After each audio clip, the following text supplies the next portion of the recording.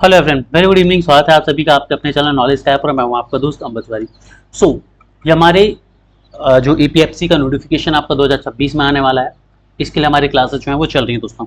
तो 250 golden fact, इसकी आज क्लास नंबर 2 है। इससे पहले वीडियो 1 2026 के लिए हमने ऑलरेडी अपलोड कर दिया है। यहाँ पर मैं आपको बता दूं कि ये गोल्डन फैक्ट 2.0 चल रहा है। ठीक है, गोल्डन फैक्ट 2.0 जो हमने लॉन्च कर दिया है। ठीक है, जो व्यक्ति गोल्डन फैक्ट से परिचित नहीं होने मैं बता दूं कि गोल्डन फैक्ट बेसिकली एक ऐसा हमने सॉल्यूशन निकाला है, बेसिकली नॉलेज का एक ऐसा सॉल्यूशन निकाला है जिसमें मैंने आपको 250 गोल्डन फैक्ट अवेलेबल करवाए थे 14 एक्ट से पिछली बार। ठीक है, इसमें सिर्फ और सिर्फ 250 फैक्ट में आपके 14 के 14 एक्ट जो है वो कवर हो गए थे। इन 14 एक्ट को यदि आप पढ़ने जाएंगे तो आपको 1 महीने से ज्यादा का समय लग सकता है यदि आप बेयर नोटिफिकेशन के थ्रू जाएंगे तो। लेकिन हमने बेयर एक्ट नोटिफिकेशन को हटाकर हमने 250 गोल्डन फैक्ट उसमें से निकाले हैं, और यदि आप इसको पढ़ लेते हैं तो आपको नोटिफिकेशन पूरा जो होता है ना, जो पूरा बेयर एक्ट होता है, इसको पढ़ने की जरूरत नहीं पड़ेगी। ठीक है, अब इसका 2.0 वर्जन भी आ गया है। 2.0 वर्जन क्या है, यहां पर हमने 14 जो एक्ट थे ओल्ड, उनके साथ साथ 4 नए लेबर कोड भी ऐड कर दिए, साथ में इसमें कुछ मॉडिफिकेशंस भी कर दिए। क्लियर? तो यदि आप हमारे चैनल पर नए हैं तो चैनल को सब्सक्राइब कर लीजिए, और यदि आप ईपीएफओ को टारगेट कर रहे हैं, चाहे 2026 में जो नोटिफिकेशन आ रहा है जिसको मैं डिसरिगार्ड करके चल रहा हूं, मैंने बेसिकली आपसे बोला था कि 2027 में नोटिफिकेशन आने वाला है और मैं उसी के लिए सभी बच्चों को तैयार करा रहा हूं। ठीक है, जब मैंने क्लासेस शुरू करी थी तभी सभी बच्चों से बोल दिया था कि यदि आप एक ऐसे स्टूडेंट है तो 6 महीने बिना ये क्वेश्चन किए कि नोटिफिकेशन कब आएगा पढ़ना चाहते हैं तो आप मेरे साथ जुड़ सकते हैं। ठीक है, मैं यहाँ पर कोर्सेज स्टार्ट सिर्फ जो कोर्स स्टार्ट किया है वो कोर्स सेल करने के पॉइंट ऑफ व्यू से नहीं किया है, मैंने इस लक्ष्य से किया है कि मुझे 2027 में मैक्सिमम स्टूडेंट जो है ना वो सिलेक्टेड कैंडिडेट नॉलेज स्काई से ही चाहिए। गोल्डन फैक्ट की वैल्यू क्या है ये मैं आपको बता दूं। जो पुराने स्टूडेंट है दे ऑलरेडी नो। यदि आप एक ऐसे नए स्टूडेंट हैं तो मैं आपसे बोलूंगा कि भाई गोल्डन फैक्ट जो है ये 250 फैक्ट आप 2.5 घंटे में कर सकते हैं, पूरे के पूरे 2.5 घंटे का कंटेंट इसमें कर सकते हैं, और उसके बाद आप 2025 का पेपर उठा लो और 2023 का तुम पेपर उठा लो। ये खुला चैलेंज है। ठीक है, ये खुला चैलेंज है, और इसको उठाकर तुम क्या करो, इस पूरी सिनारियो को तुम उठाकर इनके क्वेश्चंस को अटेम्प्ट करो। इसको एक बार पढ़ने के बाद तुम्हारा एक भी क्वेश्चन बाहर नहीं जाएगा और तुम्हें समझ आ जाएगा कि 250 गोल्डन फैक्ट कितना पावरफुल है, और तुम ये सोच लो कि जो 2.0 है वो कितना पावरफुल होगा। ठीक है, सारे के सारे लेबर लॉस का निचोड़ जो है वो तुम्हें यहाँ पर मिल जाएगा, तुम्हें एक्ट में कुछ भी नहीं पढ़ना पड़ेगा। ठीक है, विद दिस नोट अब यहाँ पर इंडस्ट्रियल रिलेशन के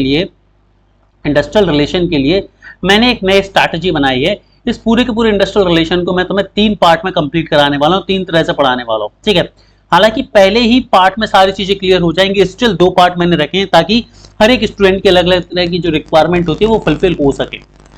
जो सबसे पहला पार्ट है इसमें आपको मिलने वाला है 250 plus 100 golden fact. 250 plus 100 golden fact, ये बेसिकली 2.2 वर्जन है गोल्डन फैक्ट का। अब से 250 प्लस 100 कहां से आएगा, तो देखो 250 हमारे ओल्ड लॉज है और 100 जो फैक्ट आपको मिलने वाले हैं ये न्यू लेबर कोड से मिलने वाले हैं, तो टोटल 350 फैक्ट होने वाले, और इन 350 फैक्ट के बाद तुम्हारे ओल्ड और न्यू लॉज सारे कवर हो जाएंगे, कुछ भी नहीं पढ़ना पड़ेगा तुम्हें। This is guaranteed. ठीक है, इसके अलावा तुम्हें मिलने वाले हैं 20 DL detailed lectures, 20 detailed lecture, जिसमें आपको एक्ट भी मिलेंगे, साथ में अदर थ्योरी भी मिलेगी। अब आप बोलोगे कि सर आप बोल रहे हो कि 350 गोल्डन फैक्ट से सब हो जाएगा, फिर इन 20 क्लास की क्या जरूरत है। देखो बच्चों, इस बार 15 क्वेश्चन आए तो 15 के 15 ही एक्ट से आ गए, तुम्हारी किस्मत बहुत अच्छी थी। लेकिन कई बार क्या होगा कि जो क्वेश्चन होते हैं एक्ट से तो मैक्सिमम क्वेश्चन आते हैं, मतलब 90% क्वेश्चन जो एक्ट से ही आएंगे कभी भी, लेकिन पॉसिबिलिटी है कि जो 10% क्वेश्चन होंगे ना वो थ्योरी से भी आ सकते हैं, 10% क्वेश्चन। और इन 10% में क्या आएगा मैं लिख के दे रहा हूं, अप्रोचेज आएंगी, इनमें ट्रेड यूनियन की हिस्ट्री से रिलेटेड क्वेश्चंस आ सकते हैं, और बेसिकली एक दो मिसलेनियस आ सकते हैं कि भाई आपसे मूवमेंट रिलेटेड क्वेश्चन पूछ लें, इंडस्ट्रियल रिलेशन की या टर्म्स पूछ लें, एक्सेट्रा। तो इन 3-4 चीजों को कवर करने के लिए हमने क्लासेस दी हैं। इसमें 3 से 4 क्लासेस होंगी जो इस पोर्शन के लिए होंगी, रिमेनिंग जो क्लासेस होंगी 15-16 वो आपकी एक्ट के लिए होंगी कि आप चाहें तो एक्ट को थ्योरी में भी पढ़ सकते हैं। अब सर थ्योरी में क्यों पढ़ाना एक्ट, क्योंकि जो नए बच्चे होंगे उनके लिए डायरेक्ट यदि मैं टर्म्स पढ़ा दूंगा तो उनको समझने में दिक्कत होगी। जो पुराने बच्चे हैं वो तो गोल्डन फैक्ट से फैमिलियर है, क्यों, क्योंकि उन्होंने एक बार पढ़ा है, तो उन्हें सिर्फ और सिर्फ गोल्डन फैक्ट पढ़ने की जरूरत है। लेकिन जो फर्स्ट टाइम इस एग्जाम में अपीयर हो रहे हैं उनके लिए पहले थ्योरी लेक्चर पढ़ना जरूरी है। और इसके अलावा कुछ बच्चे जो बहुत डिटेल में भी पढ़ना चाहते हैं तो उनके लिए मैं बता दूं कि हम जो बेयर एक्ट की पूरी पीडीएफ की स्टडी भी करेंगे। इसमें 20 पीडीएफ को हम लेंगे, है ना, 20 पीडीएफ लेंगे जिसमें 4 नए लेबर कोड होंगे और बाकी के पुराने होंगे। ठीक है, क्लियर है। तो ये सभी चीजें आपको मिलेंगी हमारे कंप्लीट कोर्स पर। हमारा एक फुल कोर्स है, फुल कोर्स में सारे सब्जेक्ट होंगे जिसकी प्राइस केवल और केवल 299 रुपए है। ठीक है, ना ये कि भाई 5000 तक कम में लाभ, कुछ भी नहीं, स्ट्रेट प्राइस है भाई 2499 रुपए है, दैट्स इट। ठीक है, लाइव क्लासेस हैं आपके लिए, पीडीएफ नोट्स हैं, क्विजेज हैं, टेस्ट हैं और साथ में फ्री एक्सेस है 2 चीजों का। एक तो टेस्ट सीरीज का फ्री एक्सेस मिलेगा आपको, साथ में आपको मिलने वाला है 250 गोल्डन फैक्ट 2.0 का एक्सेस, 250 गोल्डन फैक्ट 2.0 का एक्सेस मिलने वाला है। ठीक है, अपार्ट फ्रॉम दैट कुछ बच्चे ऐसे हैं जिन्हें लगता है कि उन्हें सारे सब्जेक्ट पढ़ने की जरूरत नहीं है, तो उनके लिए स्पेशल सब्जेक्ट का पैकेज है जिसमें से एक सब्जेक्ट और हमने ऐड कर दिया, दैट इज कंप्यूटर। यहाँ पर लिख देता हूँ, कंप्यूटर भी हमने ऐड कर दिया है और इसकी प्राइस 1199 रुपए है। ठीक है, इसकी प्राइस कितनी है, 1199 रुपए। तो जो भी पैकेज आपको लगता है रिलेटेबल है उसको आप एनरोल कर सकते हैं। वेल, स्टार्ट करते हैं हमारे आज के एक्ट और हमारा आज का एक्ट है इंडस्ट्रियल डिस्प्यूट एक्ट। इससे पहले हमने पार्ट 1 में फैक्ट्रीज एक्ट को कंप्लीट कर लिया था। आप सभी बच्चों को बहुत सारा प्यार मिला, बहुत बढ़िया रिस्पांस मिला, तो thank you so much for that. आगे बढ़ते हैं हमारी कहानी की तरफ। सो इंडस्ट्रियल डिस्प्यूट एक्ट 1947 की हम बात करें तो ये बेसिकली वर्क एरिया पर जितने भी डिस्प्यूट होते हैं, जितने भी डिस्प्यूट्स हो सकते हैं, उन डिस्प्यूट्स को हैंडल करता है। जितने भी तरह के डिस्प्यूट्स पॉसिबल है उन सभी के सभी डिस्प्यूट्स को ये क्या करता है भाई, हैंडल करता है। क्लियर। और डिस्प्यूट कितने तरह के हो सकते हैं,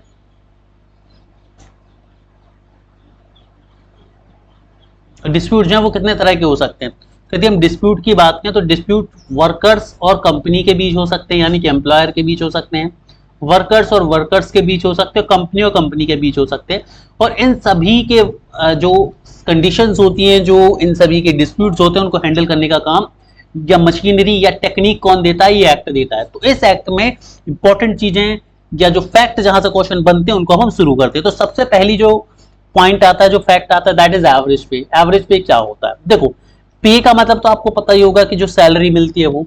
अब ये एवरेज पे का कंसेप्ट क्या है, एवरेज पे का कंसेप्ट जब डिस्प्यूट्स होते हैं तो उनको हैंडल करने में यूज किया जाता है। मान लो किसी ने, किसी भी तरह के कोर्ट ने बोला कि भाई आपको 12 महीने की एवरेज सैलरी इनको ऐसा कंपनसेशन देनी है, तो एवरेज पे कैसे डिसाइड होगा, एवरेज सैलरी कैसे डिसाइड होगी, तो उसी के लिए इस यहाँ पर क्लियर किया गया है। तो 3 तरह के वेजेस जो है वो पे किए जाते हैं, या तो मंथली बेसिस पर, यानी कि मासिक सैलरी जिनको मिलती है, मंथली सैलरी जिनको मिलती है, तो वीकली बेसिस पर जिनको वीकली सैलरी मिलती है, और डेली वेजेस पर जो दिहाड़ी मजदूर होते हैं हमारे वो। ठीक है, तो यदि आप एक ऐसे व्यक्ति हैं जिनको सैलरी मंथली मिलती है तो उनके पिछले 3 महीनों का जो एवरेज होगा वो एवरेज पे कहलाएगा, है ना। 3 महीनों का जो एवरेज होगा वही एवरेज पे कहलाएगा। वीकली के केस में पिछले 4 हफ्तों का जो एवरेज पे होगा वो एवरेज पे कहलाएगा, यानी कि 4 हफ्तों का। ठीक है, 4 हफ्तों का। और डेली केसेस में जिन्हें डेली सैलरी मिलती है उनको पिछले 12 दिनों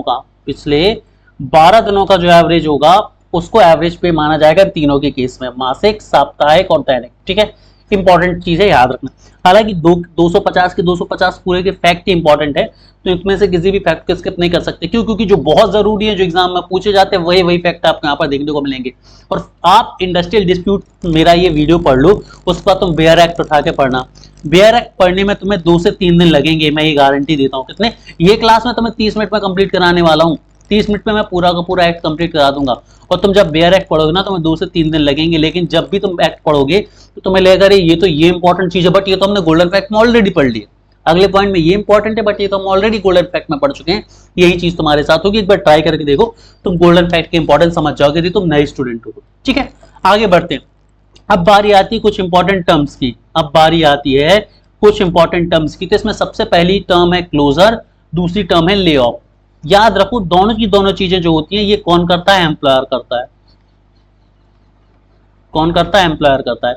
ये दोनों ही जो टर्म है इसको किसके रिस्पेक्ट में यूज किया जाता है, एम्प्लॉयर के रिस्पेक्ट में यूज किया जाता है। ये एम्प्लॉयर के द्वारा यूज किए जाने वाले टूल्स हैं। क्लोजर क्या होता है, क्लोजर है परमानेंट क्लोजिंग डाउन। ठीक है, क्लोजर है परमानेंट क्लोजिंग डाउन, किसका, प्लेस ऑफ एम्प्लॉयमेंट का, यानी कि जहां पर काम चल रहा है यानी कि फैक्ट्री है, ठीक है, आपकी ऑर्गेनाइजेशन है या जो भी संस्था है, उसको जब आप स्थायी रूप से बंद कर देते हैं तो इस चीज को हम क्लोजर बोलते हैं। क्या बोलते हैं इस चीज को सर? हम क्लोजर बोलते हैं।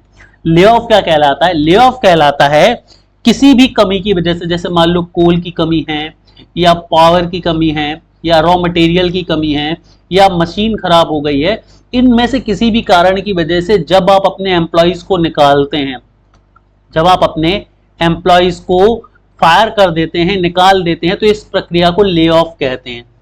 जैसे कि आपने देखा होगा कोविड में बहुत सारे वर्कर्स को निकाल दिया गया था। क्यों? क्योंकि कोविड में बिक्री तो हो नहीं रही थी, सेल्स हो नहीं रही थी, प्रोडक्शन कम था, तो भाई वो अननेसेसरी लोगों को रख के क्या करते, तो उन्होंने लोगों को निकाल दिया था। आज के समय एआई की वजह से लोगों की जॉब जा रही है, तो फिर से ले ऑफ हो रहे हैं लोग, ठीक है। ले ऑफ का मतलब होता है कर्मचारियों को निकाल देना किसी कारण की वजह से, जब एम्प्लॉयर इनेबल हो जाए किसी भी तरह के वर्क को प्रोवाइड करने में। That's it. अगली बात आती है लॉकआउट एंड स्ट्राइक। ये दोनों सेम है, लॉकआउट एंड स्ट्राइक, बट फर्क इतना है कि जो लॉकआउट है ये एम्प्लॉयर के द्वारा यूज की जाने वाली टर्म है।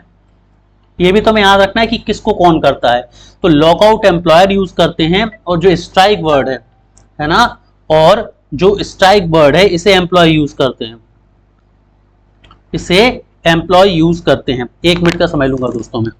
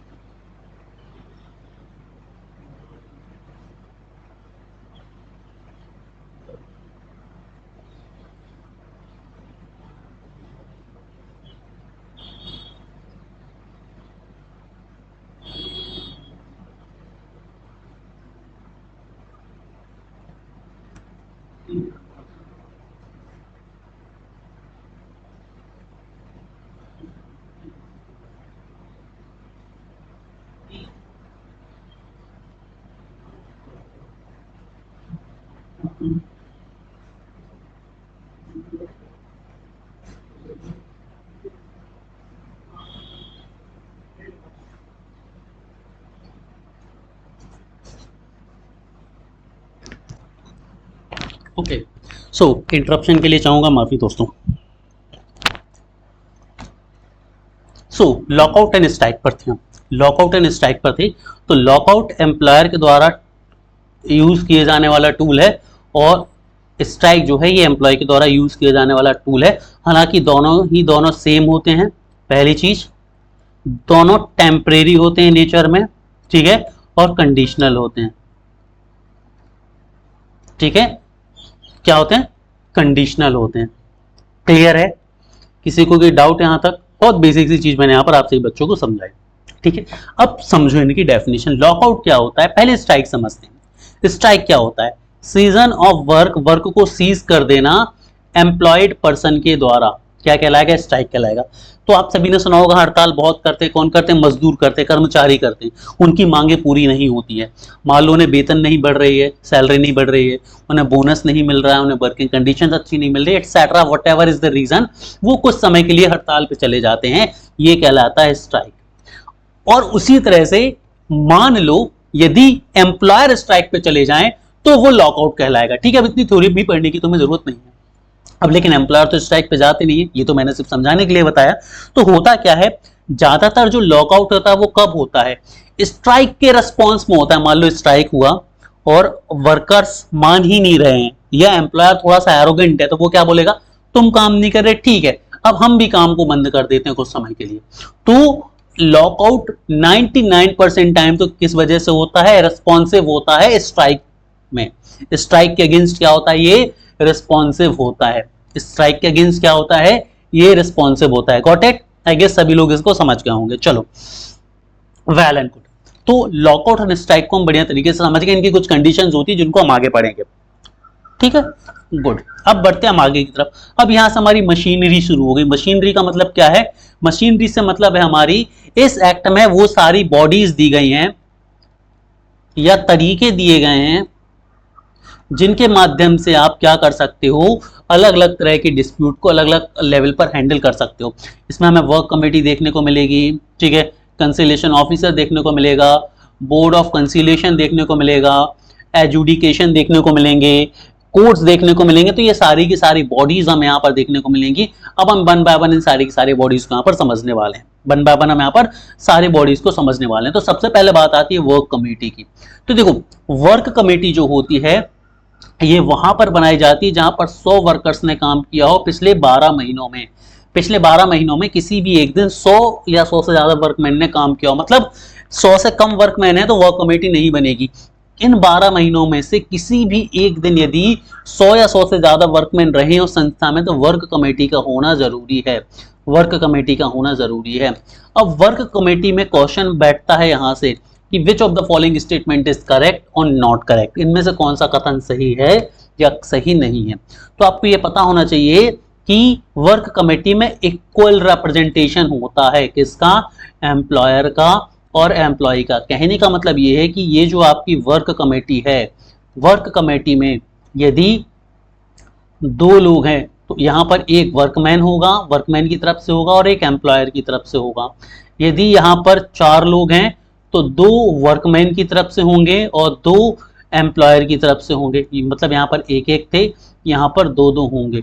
और यदि वर्क कमेटी में 6 लोग हैं तो वर्कमैन की तरफ से 3 लोग होंगे और एम्प्लॉयर की तरफ से भी 3 लोग होंगे, और मैक्सिमम 6 लोगों की बॉडी ही जो है वो वर्क कमेटी हो सकती है। तो वर्क कमेटी एक ऐसी कमेटी है जिसमें दोनों की तरफ से बराबर लोग होते हैं और आपस में बैठ के मुद्दे को सुलझा लेते हैं। तो ये आपस में सुलझाने वाला मुद्दा है, ठीक है। आपस में आपने क्या किया, नॉर्मल तरीके से बैठ के आपस में बातचीत करके कलेक्टिव बार्गेनिंग करके जो है सीबी के माध्यम से, कलेक्टिव बार्गेनिंग के माध्यम से आपने क्या किया, चीजों को सुलटा लिया, समझ लिया। क्लियर है? आई गेस सभी बच्चों की चीज क्लियर होगी, ठीक है, गुड। आगे बढ़ते हैं। अगली आती है बोर्ड ऑफ कंसीलिएशन। अब याद रखना, वर्क कमेटी और बोर्ड ऑफ कंसीलिएशन के बीच में एक सिंगल पर्सन वाली बॉडी आती है जिसको हम बोलते हैं कंसीलिएशन ऑफिसर। तो ये गवर्नमेंट ऑफिसर होता है जिसका काम क्या होता है, मीडिएशन के थ्रू डिस्प्यूट को रिजॉल्व करना। जिसका काम क्या होता है, मीडिएशन के थ्रू डिस्प्यूट को रिजॉल्व करना। तो अब इंपॉर्टेंट क्या है यहां पर कि ये 3 या 5 मेंबर बॉडी होती है। क्या होती है? 3 या 5 मेंबर बॉडी होती है, ठीक है। और यहां पर भी याद रखना, इक्वल रिप्रेजेंटेशन होता है वर्कर और एम्प्लॉयर का। वर्कर और एम्प्लॉयर का इक्वल रिप्रेजेंटेशन होता है। कहने का मतलब यह है कि यदि 3 मेंबर बॉडी है, 3 मेंबर बॉडी है तो एक चेयरमैन होगा, एक वर्कर की तरफ से होगा और एक एम्प्लॉयर की तरफ से होगा। क्लियर? एक एक इन सब की तरफ से हो गया। वहीं अगला सिनेरियो क्या होगा, अगला सिनेरियो यहां पर यह होगा कि मान लो यदि ये 5 मेंबर बॉडी होगी तो एक चेयरमैन होगा, 2 वर्कर्स के रिप्रेजेंटेटिव होंगे और 2 एम्प्लॉयर के रिप्रेजेंटेटिव होंगे। तो या तो ये 3 मेंबर बॉडी हो सकती है या ये 5 मेंबर बॉडी हो सकती है। 3 और 5 में से एक एक तो आपका हो जाएगा चेयरमैन। अब यहां से जो 2 बचेंगे उसमें से एक एक वर्कर और एम्प्लॉयर का रिप्रेजेंटेटिव हो जाएगा।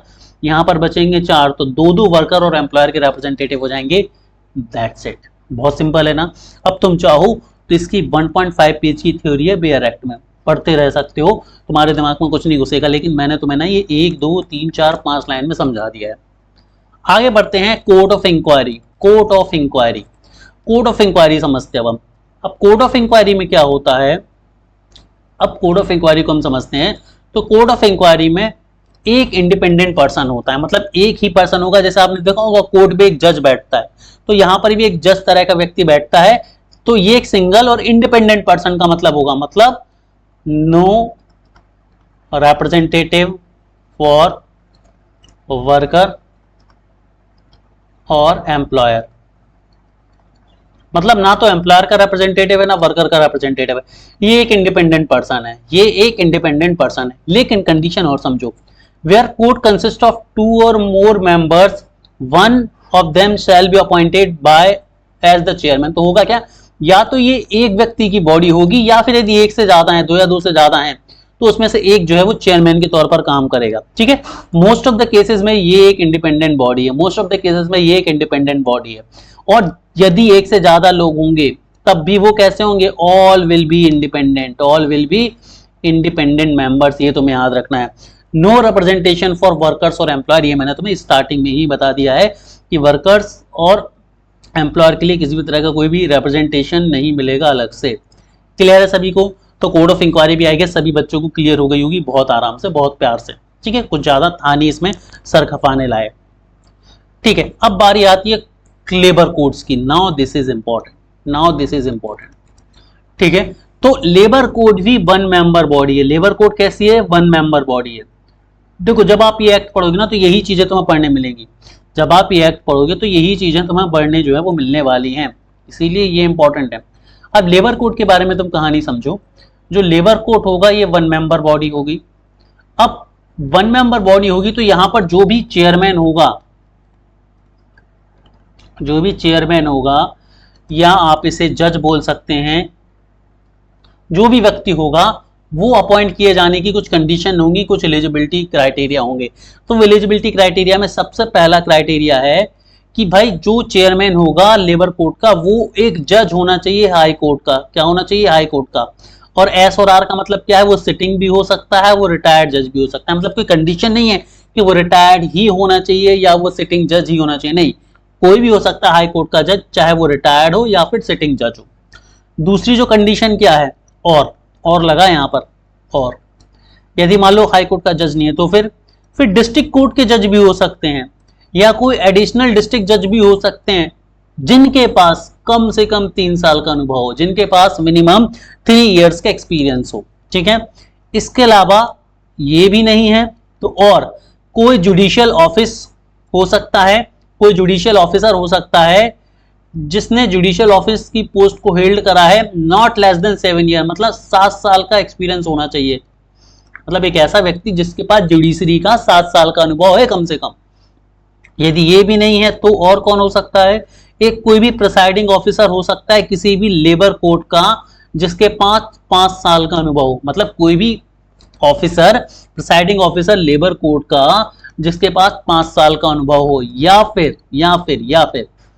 डेप्यूटी चीफ लेबर कमिश्नर जो कि बेसिकली सेंट्रल का होता है, या फिर ज्वाइंट कमिश्नर ऑफ स्टेट जिनके पास 7 साल का अनुभव हो। तो इनमें से किसी भी एक योग्यता को रखने वाला व्यक्ति, किसी भी एक एलिजिबिलिटी को रखने वाला व्यक्ति जो है वो आपके लिए चेयरमैन बन सकता है लेबर कोर्ट का। मेरे साथ रटो, हाई कोर्ट का जज, सिटिंग या रिटायर्ड कोई भी चलेगा, डिस्ट्रिक्ट कोर्ट के जज या फिर एडिशनल डिस्ट्रिक्ट जज जिनके पास 3 साल का एक्सपीरियंस हो, कोई भी एक ऐसा व्यक्ति जिसने जुडिशियल ऑफिस में अपनी सर्विसेज दी है मिनिमम 7 साल के लिए, वो भी आ सकता है, या फिर कोई भी एक ऐसा प्रिसाइडिंग ऑफिसर लेबर कोर्ट का जिसके पास 5 साल का अनुभव हो, या फिर डेप्यूटी चीफ लेबर कमिश्नर जो कि सेंट्रल से आते हैं, या फिर joint commissioner of the state जो कि स्टेट से होंगे जिनके पास 7 साल का एक्सपीरियंस हो।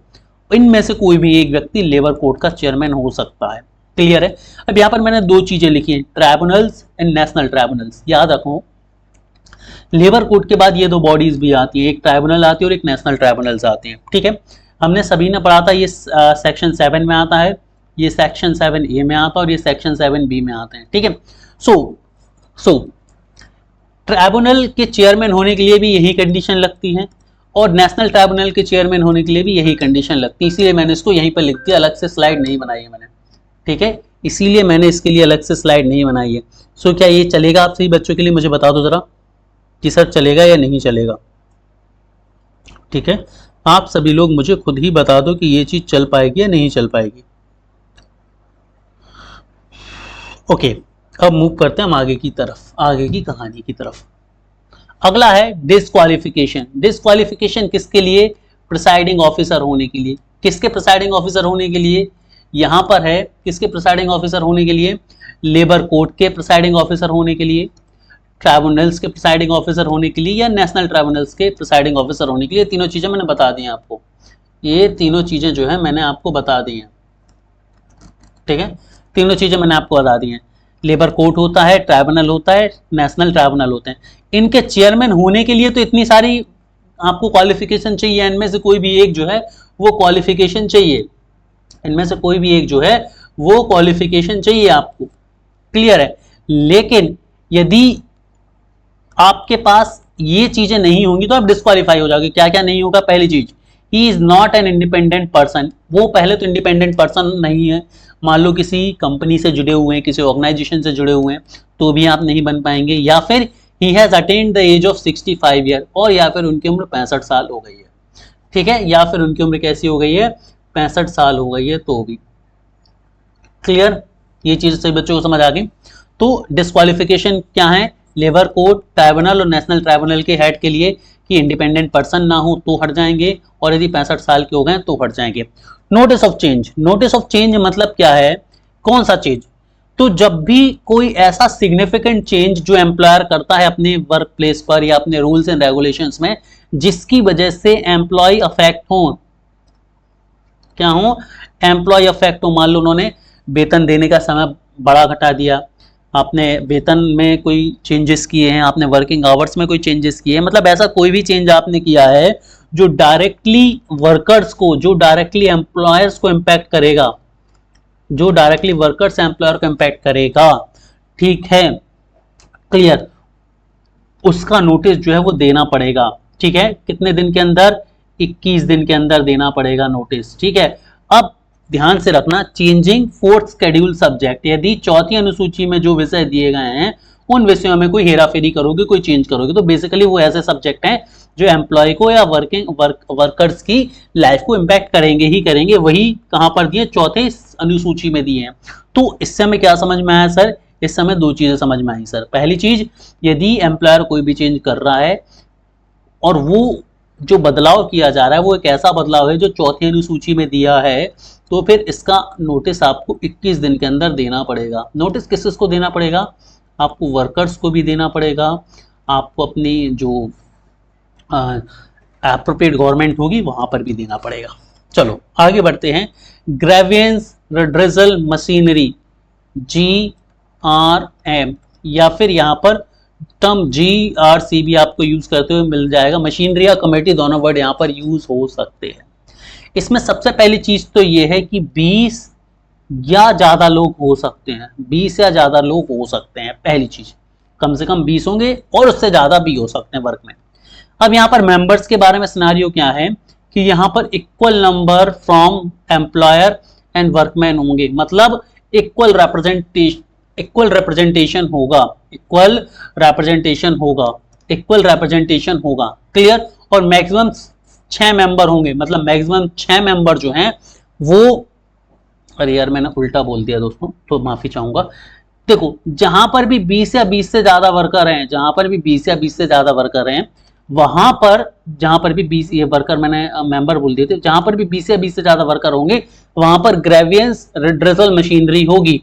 और ग्रेवियंस रिड्रेसल मशीनरी में अधिकतम 6 सदस्य हो सकते हैं, अधिकतम 6 सदस्य हो सकते हैं, ठीक है। और ये जो 6 सदस्य होंगे इनमें से इक्वल जो हैं वो एम्प्लॉयर का और एम्प्लॉय का रिप्रेजेंटेशन होगा, मतलब जितने लोग नियोक्ता की तरफ से होंगे उतने ही लोग कर्मचारियों की तरफ से भी होंगे। और ये याद रखना, जो चेयरमैन सेलेक्ट किया जाएगा वो अल्टरनेट बेसिस पर होगा एवरी ईयर, मतलब पहली साल यदि एम्प्लॉय की तरफ से कोई चेयरपर्सन बना है तो अगली साल एम्प्लॉयर की तरफ से चेयरपर्सन बनेगा, नेक्स्ट ईयर फिर से एम्प्लॉय की तरफ से बनेगा, उसके बाद नेक्स्ट ईयर फिर से एम्प्लॉयर की तरफ से बनेगा। तो एक बार कर्मचारियों की तरफ से चेयरपर्सन होगा, दूसरी बार नियोक्ता की तरफ से चेयरपर्सन होगा, that's it. Complete it's proceeding with in 30 days. और इस ग्रेवियंस रिड्रेसल मशीनरी को किसी भी विवाद को 30 दिन में सुलझाना होता है, 30 दिन में अपनी रिपोर्ट जो है वो सबमिट करनी होती है, यही बात यहां पर करी जा रही है। नेक्स्ट, कंसीलिएशन ऑफिसर की बात आ गई है, और conciliation board, duties of board, board से मेरा मतलब यहाँ पर कंसीलिएशन बोर्ड से। ये देखो कंसीलिएशन ऑफिसर मतलब एक सिंगल व्यक्ति, कंसीलिएशन बोर्ड का मतलब होता है नंबर ऑफ पर्संस होंगे यहाँ पर। तो इनकी ड्यूटीज क्या क्या है, सबसे पहली तो ये है कि report shall be submitted with in 14 days. तो ये आपको पता होना चाहिए कि जो कंसीलिएशन ऑफिसर होगा वो अपनी रिपोर्ट 14 दिन में सबमिट करेगा। वही कंसीलिएशन बोर्ड जो होगा ये अपनी रिपोर्ट 2 महीने के अंदर सबमिट करेगा, ये 14 दिन, ये 2 महीने। अब कुछ काम है जो दोनों कॉमन है दोनों के लिए, वो है dispute relate to public utility services, यानी कि पब्लिक यूटिलिटी से रिलेटेड डिस्प्यूट को ही हैंडल करते हैं। दूसरी चीज, ये दोनों ही अपनी रिपोर्ट एप्रोप्रिएट गवर्नमेंट को भेजते हैं, ठीक है। तो ड्यूटीज की हम यहाँ पर बात कर रहे थे, तो ड्यूटीज क्या क्या है, पहले तो दोनों की कॉमन ड्यूटीज क्या है कि भाई ये पब्लिक यूटिलिटी सर्विसेज वाले डिस्प्यूट को हैंडल करते हैं और अपनी रिपोर्ट एप्रोप्रिएट गवर्नमेंट को भेजती। यहां से क्वेश्चन नहीं पूछा जाता, क्वेश्चन आएगा कि कंसिलेशन ऑफिसर अपनी रिपोर्ट कब सबमिट करता है।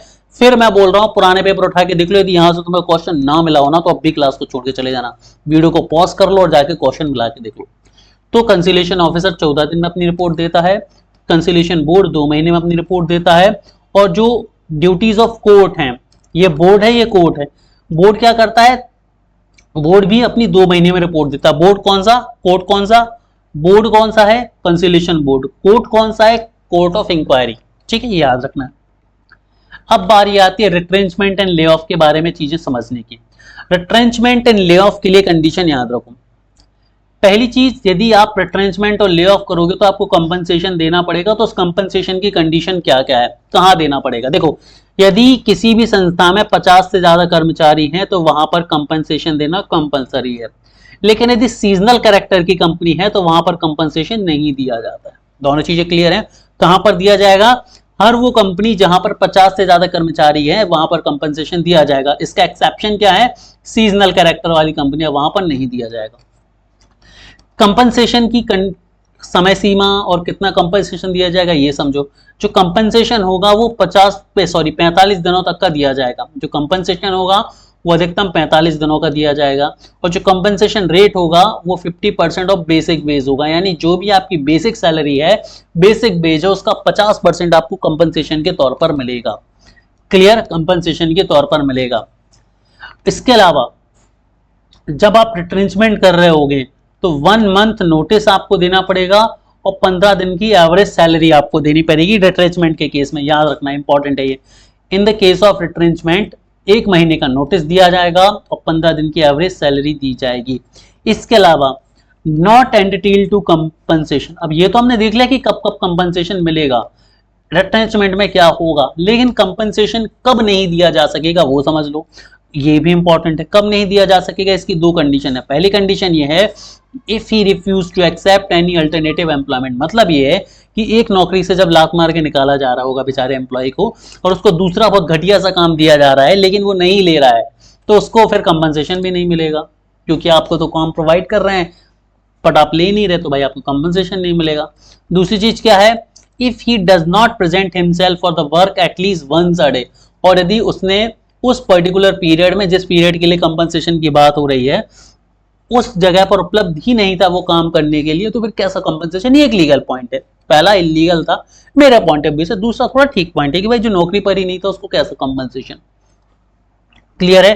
तो ये स्लाइड बहुत महत्वपूर्ण थी, यहां से एक क्वेश्चन गारंटीड बनता है, तो मैं उम्मीद करूंगा कि सभी लोगों ने रट लिया होगा। कम से कम यदि 50 या 50 से ज्यादा वर्कर हैं तो कंपनसेशन मिलेगा, सीजनल कैरेक्टर में नहीं मिलता। अधिकतम कंपनसेशन 45 दिनों का मिल सकता है और जो कंपनसेशन का रेट होता है वो 50% होता है बेसिक वेज का। यदि रिट्रेंचमेंट किया जा रहा है तो 1 महीने का नोटिस देना जरूरी है, 15 दिन की एवरेज पे देना जरूरी है।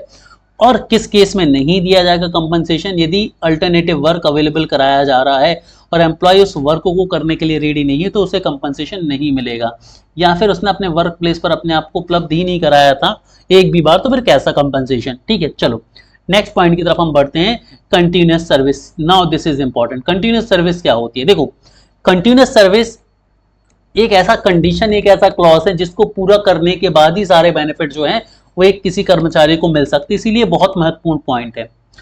ठीक है, महत्वपूर्ण पॉइंट है। ठीक है, तो कंटिन्यूअस सर्विस का क्राइटेरिया फुलफिल जब आप करोगे तभी आपको कंपनसेशन के बेनिफिट या वेजेस के बेनिफिट या और जो भी बेनिफिट आपको मिल सकते हैं वो मिलेंगे। तो कंटिन्यूअस सर्विस के लिए 2 कंडीशन होती है। कई ऐसी संस्थाएं होती हैं जो पूरे साल काम करती हैं, कुछ ऐसी संस्थाएं होती हैं जो 6 महीने या सीजनल वर्क में काम करती हैं। तो जो पूरे साल चलने वाली संस्थाएं हैं उनके लिए कंटिन्यूअस सर्विस क्या मानी जाएगी, यदि देखो 2 तरह के लोग होंगे। पहले तो हमने ये देख लिया जो पूरे साल काम करते हैं, जो 6 महीने या सीजनल पीरियड में काम करते हैं। तो यदि 1 साल जो लोग काम करते हैं उनके लिए कंटिन्यूअस सर्विस क्या होगी, तो इसकी भी 2 कंडीशन है।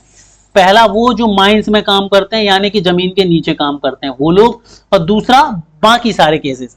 पहला केस है जो जमीन के नीचे या माइंस में काम करते हैं और इसके अलावा बाकी सारे केसेस कॉमन है। तो अब समझो, जो लोग ग्राउंड में के नीचे काम करते हैं या खदानों में, माइंस में काम करते हैं, उनके लिए 190 दिनों तक काम करना अनिवार्य है। यानी कि टोटल 365 दिन में से यदि वो 190 दिन वर्क प्लेस पर उपलब्ध रहे हैं तो उनकी उस साल की सर्विस को कंटिन्यूअस सर्विस माना जाएगा। ठीक है, वहीं बाकी सारे केसेस में मतलब जो जमीन के ऊपर जितने भी लोग हैं, हम वहां पे लेबर्स है, वो सभी के सभी जमीन के ऊपर वाले ऑल अदर केसेस में आएंगे।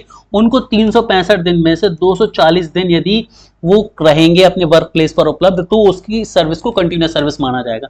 क्या होता था आपको याद होगा, जब हम कॉलेजेस में थे तो हमसे बोला जाता था 75% अटेंडेंस चाहिए तो ही एग्जाम में बैठने मिलेगा, है ना। मतलब ये 75% क्या था, हमारे लिए कंटिन्यूअस सर्विस जैसा काम करता था कॉलेज में। ठीक है, तो वही चीज है कि 365 में से यदि जमीन के ऊपर काम करने वाले लोग 240 दिन उपलब्ध रहते हैं तो उनकी सर्विस कंटिन्यूअस सर्विस है, और जमीन के नीचे काम करने वाले लोग 365 दिन में से 190 दिन अब वर्क प्लेस पर अवेलेबल रहते हैं तो उनकी सर्विस कंटिन्यूअस सर्विस मानी जाएगी। और इन 190 दिन में, इन 240 दिन में ले ऑफ वाले दिन, लॉकआउट वाले दिन, स्ट्राइक वाले दिन, पेड लीव वाले दिन इंक्लूड होते हैं, याद रखना, इंक्लूड होते हैं, ये याद रखना तुम। ठीक है, अब 6 महीने के पीरियड के लिए बात करें तो समय आधा हो गया तो कंडीशन भी आधी होगी। 190 के 95 दिन हो गए, 240 के 120 दिन हो गए। क्यों? क्योंकि 365 दिन के भी तो यहाँ पर आधे दिन हो गए, एक साल का 6 महीने भी तो होगा। ठीक है, इसीलिए एक साल का याद रखो, 6 महीने में सीधा हाफ कर दो। क्यों? क्योंकि एक साल का हाफ 6 महीना है, तो 190 का हाफ 95, 240 का हाफ 120, दैट सेट, आगे बढ़ो। ठीक है, क्लोजर की बात करते हैं। क्लोजर मैंने आपको बता दिया कि क्लोजर क्या होता है, ये परमानेंट क्लोजिंग डाउन है वर्क प्लेस की।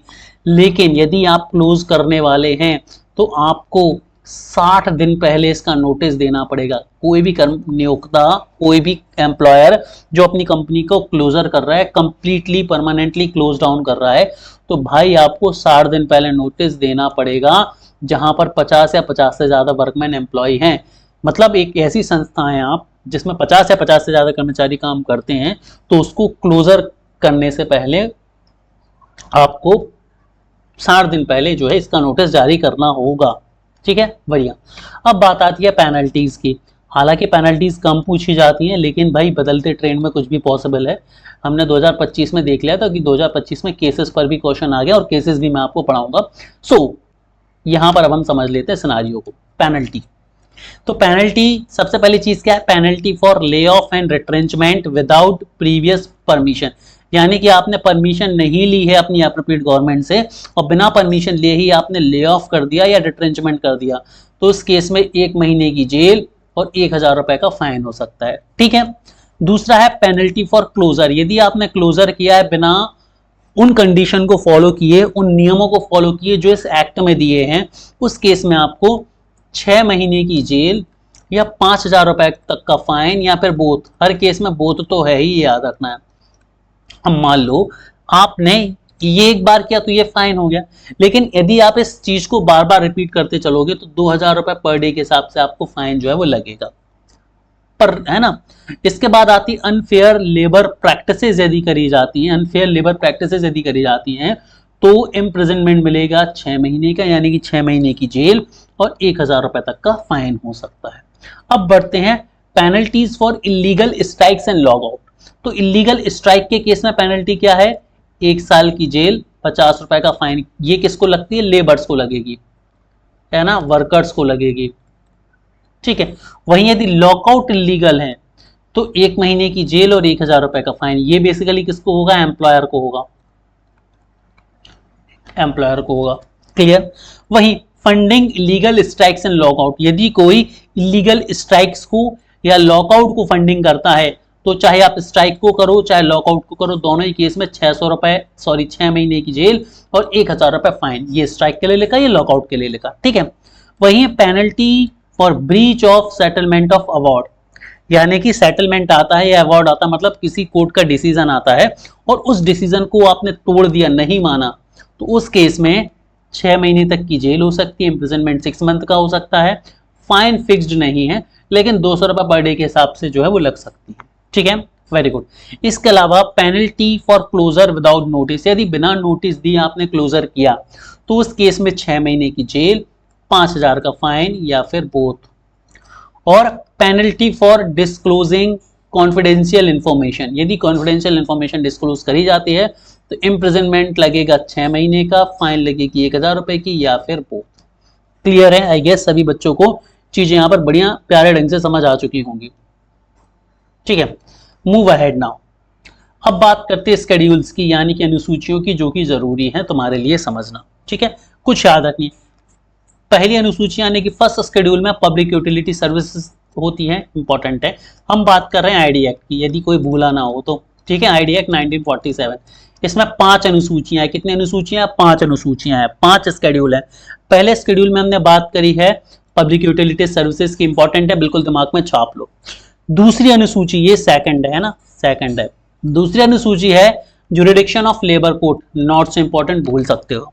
फिर तीसरी अनुसूची है थर्ड शेड्यूल। थर्ड शेड्यूल में जुरिडिक्शन ऑफ इंडस्ट्रियल ट्राइब्यूनल्स, ये भी इंपॉर्टेंट नहीं, भूल सकते हो। इसके बाद चौथी अनुसूची है fourth schedule, conditions notice to be given, ये भी उतनी इंपॉर्टेंट नहीं है। और उसके बाद आती है पांचवी अनुसूची यानी कि fifth schedule, unfair labour practices. Now this is again important. तो केवल और केवल 2 याद रखनी है, पहली और पांचवी। पहले में पब्लिक यूटिलिटी सर्विसेज की लिस्ट है, और आपको पता होगा 2025 में इस पर क्वेश्चन आ गया है, पेपर उठा के देख लो। ठीक है, और पांचवी अनुसूची अनफेयर लेबर प्रैक्टिसेस।